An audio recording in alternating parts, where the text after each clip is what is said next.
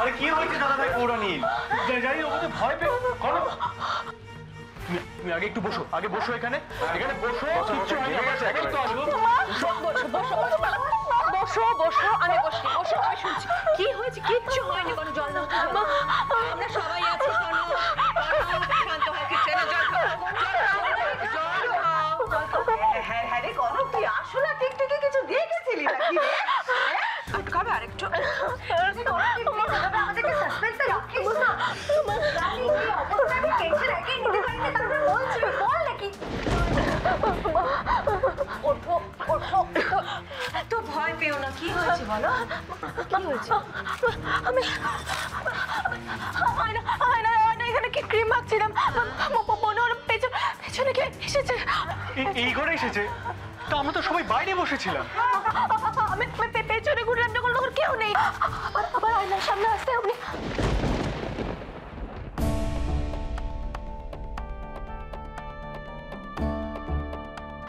চিৎকার শুনে ছুটে চলে গেল। কোন দিকে গেল? কেন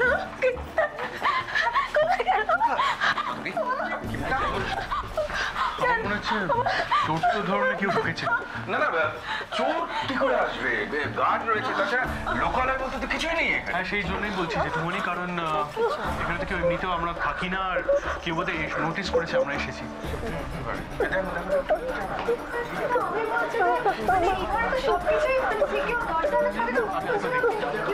সেটাই তো, এখানে তো কারো পক্ষে আসতে অসম্ভব।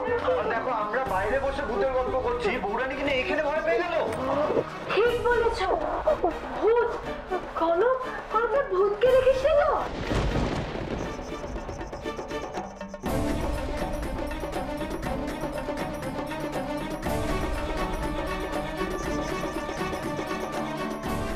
ভূত আবার কি কনক? তুমি আগে এখানে বসো তো, বসো এখানে বসো। এসো বসো বসো, চুপ করে। দেখো আমার যেটা মনে হচ্ছে যে এই ঘরে এসেছিল তার নিশ্চয়ই কোনো মতলব ছিল, এবং বৌরানী হুট করে চেঁচিয়ে ওঠাতে সে নিশ্চয়ই। তাহলে এক্ষুনি এবার খুঁজে দেখলে তো হয়ে যায়, বলো? হ্যাঁ আমাদের জন্য বসে ওয়েট করছে তো। আরে বাবা গার্ডেনের দিকটা এত অন্ধকার, ওখানে খুঁজে পাওয়া মুশকিল। আচ্ছা দাঁড়া, আমাকে একবার কনকের সাথে কথা বলতাম। কনক তুই শিওর তো? মনে আছে মুর্শিদাবাদে তুই কি করতিস জানেন তো? রাত্রিবেলা যখন